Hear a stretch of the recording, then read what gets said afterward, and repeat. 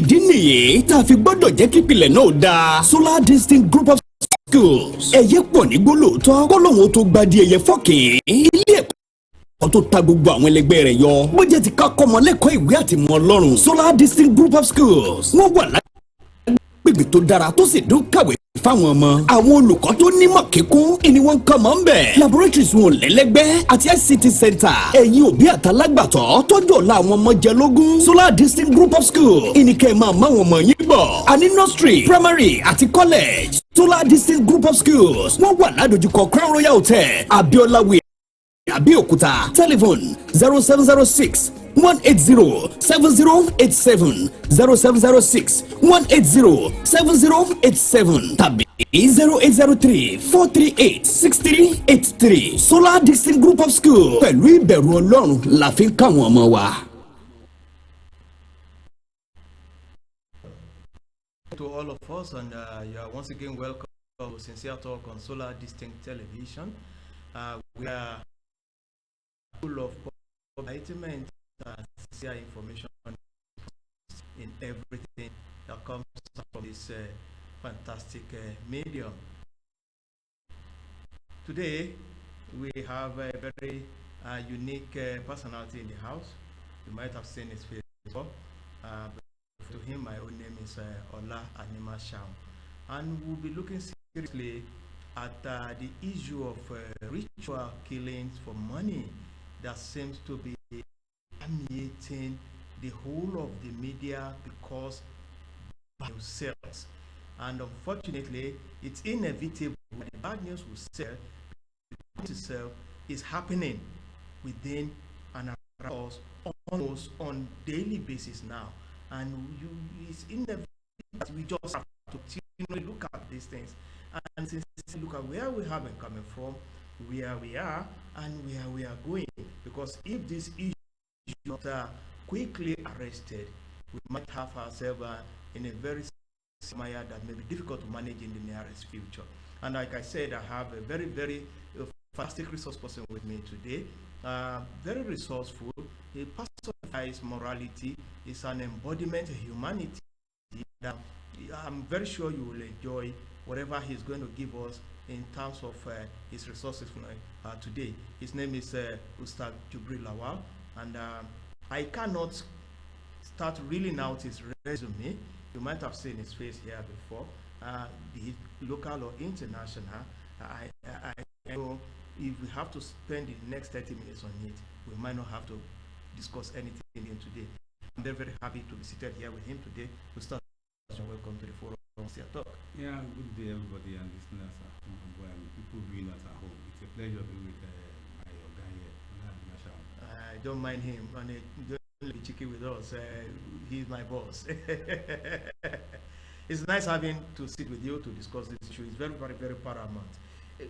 We've heard from the news 10 times, particularly in Ogun State. Here we have to situate it here. We've had the issue from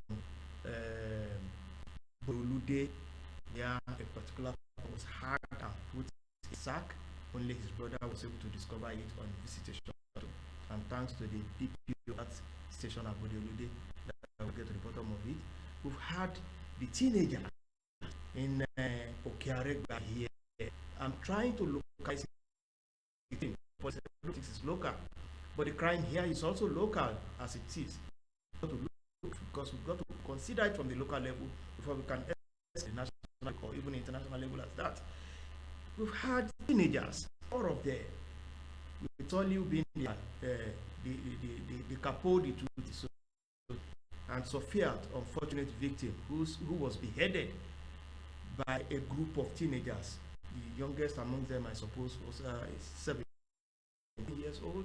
We've had the case at Leme here, where a couple who wife or girlfriend has to invite her friend, drugged her, fed her, and also, decapitated her, destroyed her, and removed vital parts. We've even had in recent times of another one that happened within the fringes of Lagos and Ogun State here, where some people were also captured, and all the rest. And you tend to wonder, what is it that is really happening? what is it that has brought this to our doors? Where have we missed it? Where are we coming from?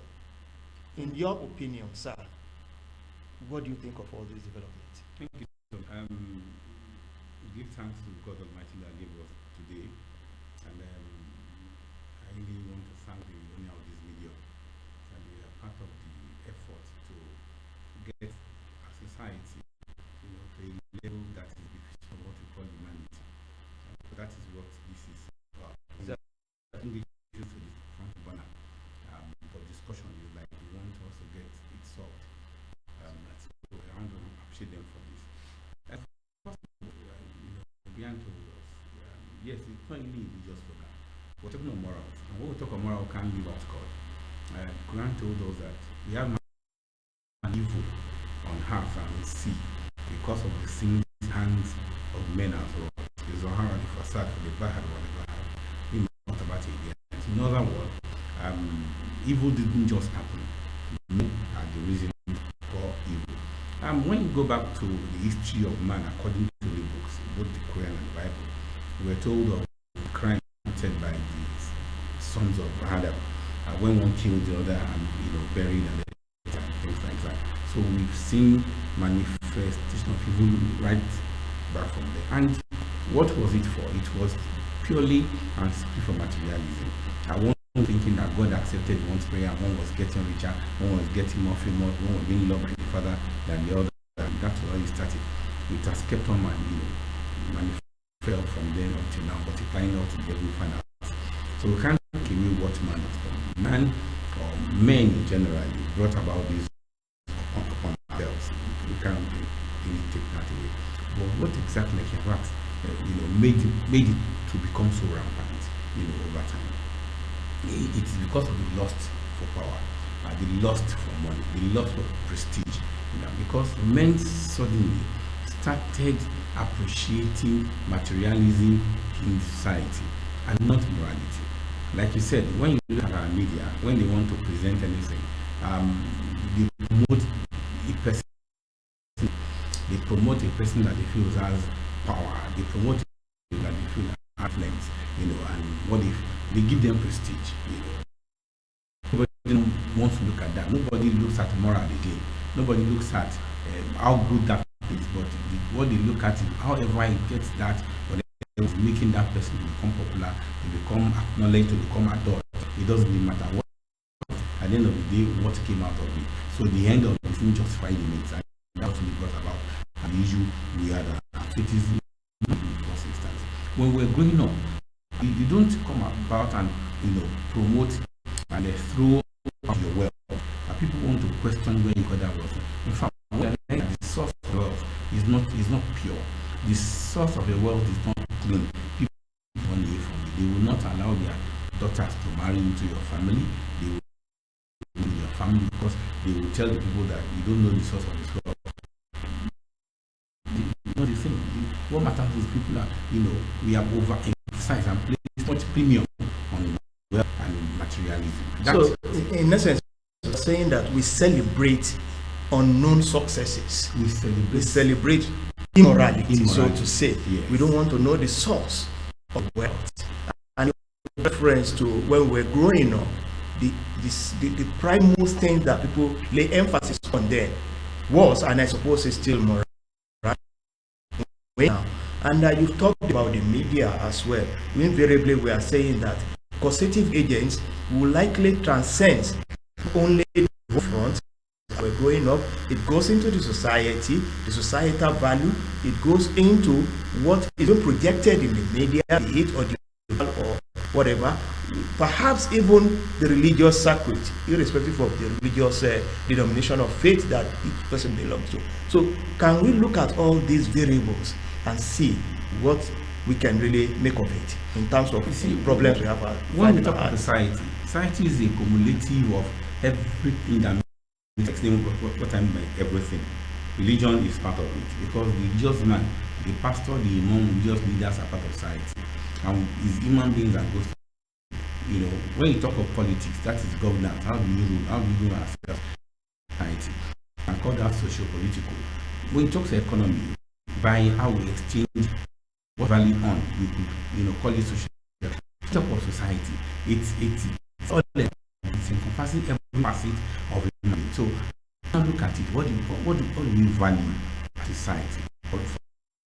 When you go to religious homes, the person they want to value the man that comes to influence with wealth. That's the kind of person that is that is valued, that is given premium to. It's not just society determines what people will do, what they will value. I will explain. You see people on the streets now, they put on, they call it crazy gyms. Society, people of that category values it. When somebody puts on that, they look at that person like, wow, what is he doing? Society places value on what they want people within that system to value. So our society has placed value on things that have no connection with morality, and even the person is getting fund from any longer, and that in religious houses successes, they preach wealth, prosperity, they preach wealth, they preach prosperity. Those are the kind of things that they preach even in those homes. The person that they want to give title to, the person that has the wealth, and nobody questions the other. Society on its own determines the pace, determines the steps that is taken by everybody in such that when you think reason wise, you are such an outcast, you are becoming somebody who does not belong. Society determines what is happening. People go about and they color their children, goes about color their hair, they punk, different kind of the society sorting values it. People go to trousers, or kids goes about now, they wear trousers and they don't put on their belt cording, and it becomes a popular thing said all over, because society values it, places value on it, and the person wants to sell to even that you said bad news, etc. Because that is what it is. Yes, society determines what eventually. In other words, the Quran that said God work is right.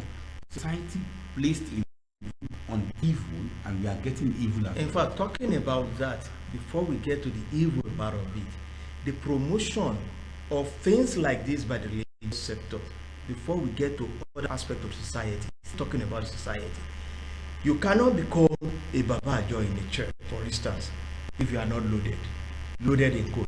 You cannot become Baba Adini in recent times if you don't have a loaded code. So in essence, the overemphasis is on what you have to bring, not on the kind of moral stand you have in that community. And the young ones are looking at it and say, if you come about, once I have the money, I don't have to wait till the future time. Once I because I've seen in a with tons of in a church where even the Yahoo have been bundles of money, and the leader of the church had to ask them to kneel down, start praying for them. Also in the mosque as well. So it's quite an alarming situation. And when you now look at the media that I talk about, particularly industry this time around, when you're just talking about society, the things that are projected in the movie industry is quite frightening, because it's always about somebody has suffered for some time, they tried everything possible, they will paint it at the end of the up with a friend, introduce him to release him and all whatnot, and he goes into it. After sometimes he the repercussion about 3 minutes to the movie, and it's like he's glamorized. So let me do it, what's the big deal, at least I'll enjoy the money, give me shati low, do that kind of a thing. And then you wonder, why are they overemphasizing this money thing? And ironically, the Minister of Information, Lai Mohammed, in recent time, not quite a week ago, said government calls and talk to those people in the movie industry to make sure they reduce the aspect of immorality, particularly the ritual killing money that they're doing, so that they can curtail it. But I know that these regulations have always been there. You don't even need to create another law on that. What is wrong? Why is it so difficult to enforce a good standard in our moral sector? When in societies, we have drivers of values and morals in society. There are three distinctive gatekeepers in any society: religious leaders, political leaders, and teachers, and women too. Women are general teachers, and they equally promote whatever is going to happen in society. They are key gatekeepers. When you look at our society now, our religious leaders have thrown away morals. No doubt about it. They are the one. Instead of gatekeeping morality, they are gatekeeping immorality. They are, throwing morality onto the street in their lecture. Every day. Political leaders, we saw what happened with political leaders since from 1999 to date. Political parvenus, that is people that got rich. Somebody that have money lives among you, is on your street, suddenly he wins an election, he's holding one political position, and suddenly you see money, and that person becomes larger than life. This can stop him, becomes unstoppable, untouchable. That's then you talk of teachers too. Suddenly we three issue of academic certificate. Everybody now wants to have certificate. Nobody cares about whatever you know or the quality of a certificate. What you want to is he has distinction, even if that distinction is not obtained so well. We place so much value on parents now to want to see how to cheat for their awards, because they know that it's only the possession of that certificate that brings about. So in fact, even with all apologies, you not even have mothers of Yahoo boys. Exactly. Yahoo mothers association. Because that's what society values. The gatekeepers of violent society have thrown away their duties, and those are the teachers, the political leaders, the mothers, the religious. These are gatekeepers. When I was growing up, you cannot come home and complain that somebody in the neighbor will beat you for what is wrong. If you do that, my father will add more to it. He will tell the person, why did you report him to me? Beat him from there. Because then society as a whole, village, takes care of the child. Because they know that when it becomes immoral, when it becomes a problem, it is a problem unto the whole society, unto the whole village, not just to his parents. But these days, this has stopped. Our societal system, the building of our homes, the way we teach our children, so we have lost it because the people that are supposed to formulate moral, bring about moral standard, have thrown it away. Mothers will now tell their son, their daughters, if you want to bring home your husband, make sure you bring home Omogidi or Kogidi Kumwale. I ask the question, what is Kogidi? It means money. In those days, nobody cares about the money that you have. What they care about is your future. What kind of work are you doing? Which family are you coming from? In fact, when you are young and you have those kind of wealth around you, people are scared of giving you their daughters because they know that the source of your income is not clean. But that the reverse is the case. Society as a whole has lost it, and the gatekeepers are not helping. So if we must have a change, we must now work on how to make the gatekeepers realize it, to galvanize. I'm trying to bring about, we've seen all the various areas of the problem. How do we now solve it? Society needs to come up with a social action. Everybody come and say we have to do it this way. Now the question is, who are those that will galvanize that social action? So let me give an example of social action. For instance, now you see a lady that is walking on the street that is nude. When I say nude, I mean we all see them the way they walk these days. You see their belly button, their navel that's shown, every part of their body is shown, and the person goes about on the street. Nothing happens. Now when you now try to trace this lady back, or this girl back to her home, you realize that her parents didn't know that that's the kind of life she's living. So society must come up. Now if people where she lives in decide to be the parent of that lady, she won't only need to fear her own parents back at home, but even society where she finds herself. So society to come up with a social action that makes sure that they stop this kind of behavior. In fact, to back you up on that aspect of immodesty dressing, so to say, I was in Europe recently, and I was in a public train, and I saw a lady. She was practically wearing bikini, what they put on the beaches. The desire to belong, wannabe, is there for our people as well. But inside that train, I saw white people, not even elderly white people, looking at the lady, with dismay that what kind of dressing are you putting on? Why are you like this? So at the end, I buckled up a bit and said, so it's not just a matter of, wannabe, or that's how the West do. No, it's not just like that.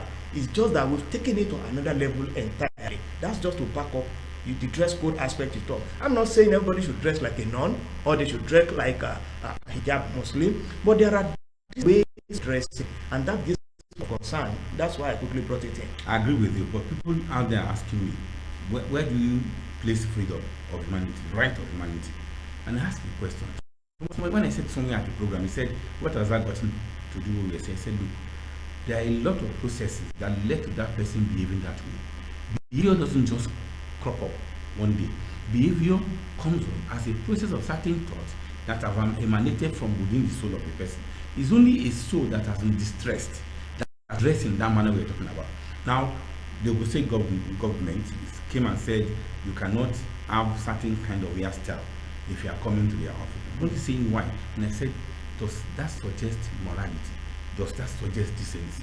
So we need now to come as a whole and make, you know, a between what you call human rights, that is individual rights, and social rights, because that is what can bring about social action.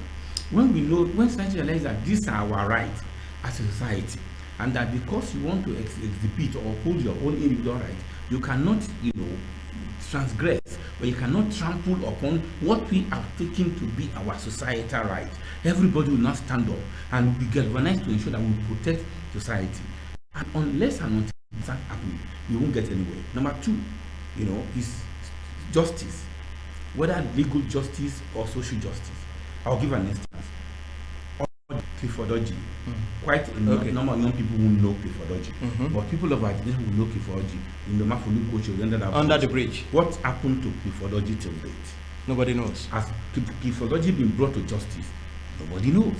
Now the kids, these 4 kids, Solly, etc., they were taken recently, arrested, they were caught in the act. They've all not did it. They were now being kept in prison for 60 days. That is too much. I ask you a question. Why?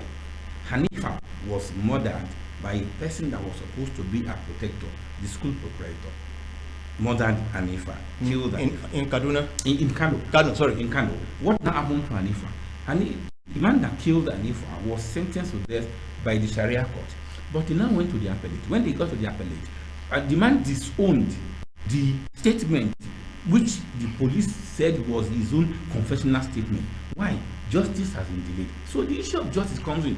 If we take quick action on people that have offended, that they have courts doing this kind of morality, then I have a feeling that some of these things will not be as promoted as they are to, or celebrated as they are today. But they know they can find a way around it.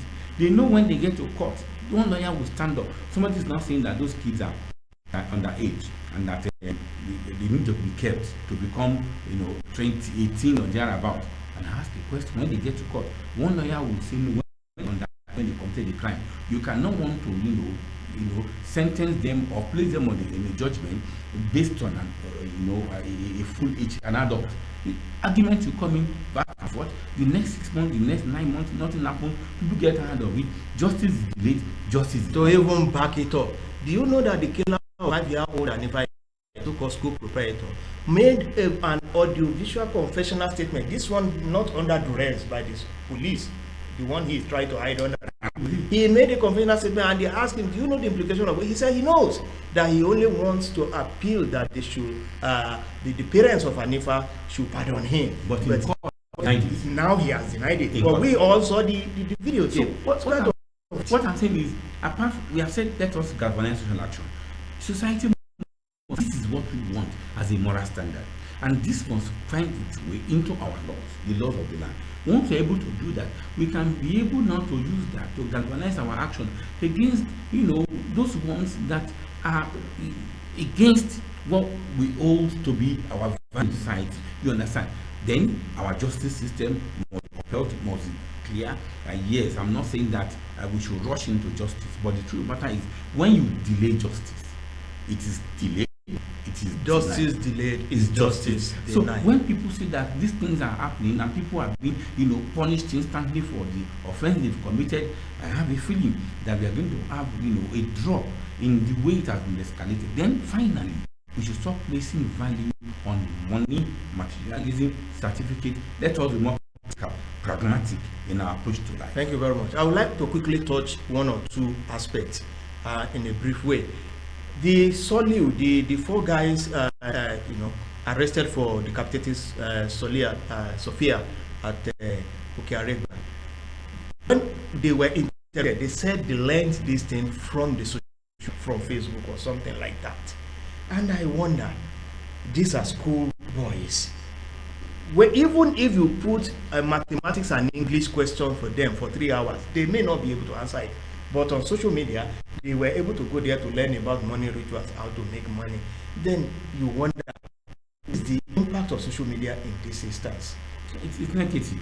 It's not just in that instance. It's in a lot of instances. Nudity is free media. The so-called TikTok, whatever they do and this their video, is the nudity that is being sold anywhere you turn to in Syria. And that's why the world body needs to sit and find a way to control and moderate, the articles and content that we throw onto the internet. And I think with what happened with NSAS, though there are a lot of issues against government on Twitter, and I feel that that's the right step in the right direction. We need to find a way to curb what is being thrown into the air. When we don't do that, the consequences is what we are fighting now. And from the home front, once again, because the boy said, the 17-year-old amongst them said, I suffered a lot. Then you want to, what kind of suffering has gone through? We knew what we went through when we were growing. And from the home front, what do you have as a kind of advice for the parents and demand on their kids? They will tell them, look at how that person has succeeded. Whatever it is that is doing, go and do your own to not succeed. So society should come and find a way to ensure they don't put much problem aside. But government has a lot of role to play. What I mean, you see, this pressure is on people because every basic thing you need in society, you have to suffer and struggle for it. Government is providing nothing in society. No water, no light, no basic housing, nothing is out there. It is only the money that you have. It's cash and carry. That. But Ustaz, when we were growing up, it was easy with a lifestyle as it is now. Then the electricity, water supply, you are saying, and all you have telecoms now, you have TV, you have every conveniences of life at your disposal. It wasn't so rosy when we were growing up. People have talked about unemployment and blah blah blah. But the one in school, 17-year-old, he has even had opportunity. He wants to go for employment. He's talking about he wants to get better in life. I mean, how do you explain it? Society places pressure on them. The things you call the advantage for them is that when we're growing, we have limitation to the kind of thing you can see. Even when TV, when they open 3 in the afternoon or thereabout, now it's 24 hours. 24 hours, and they have access to a lot of most. In those states, we have NTA, we have NTA Channel 10 and NTA 2. Stations, a few radio stations that we have. Ogun, will give us, produce their weekend thing. They will give us all this burning train, television, etc. Lagos weekend television will come there. Those are the access that we have there. But they have more access now, and those things are putting pressure on them. Then, when you want to talk about it, next is Martina dance show. Everybody is doing that, and the one that has called thick enough. Yes, you not get sponsorship, and you see them heaping a lot of money on people that wins BB Nigeria, etc. These are the things. And who are these people winning this in Nigeria? And doing this dance. People get teenagers. So from them, I saw a video recently, a boy his schoolmates in secondary school and was playing. It went viral, on social media. This is the kind of thing you're talking about. So what I'm saying in essence is, government too has a role to play in ensuring that there is limitation to what you call freedom. We cannot have 100% freedom. We have to moderate the freedom to individuals. Don't, then this is the kind of consequences that we're going to have. I want to thank you very much. We cannot exhaust this discussion. It's always an ongoing discussion, and we will be on top of it at any point in time. Ustaz Jubril, Lawal, I want to appreciate your coming to the Sincere Talk program on Solar Distinct TV today, and I hope we've enough of the water from his well of his tap of wisdom, and we hope continuously, whenever we call on you, you honor us and grant us the opportunity of benefiting from you in the name and interest of humanity. Thank you so much. That's how it is going to be today. We've been able to discuss to an extent the issue of the current waves of ritual killing money, and situated it in our climb as it is, and we hope that as a learning curve, we've gotten one or two things to benefit from this discussion today. And sincerely yours, Ola Animashaun is saying thank you for viewing. Until next time.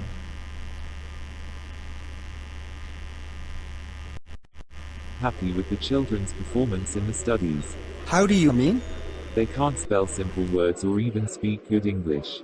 I have spent a lot in their present school. Really? What do you plan to do? I think I need to change the school immediately. You want to change their school? Why not bring them to Solar Distinct Group of School? Solar Distinct Group of Schools. Where is that? Education is the best legacy. Education is the key to success.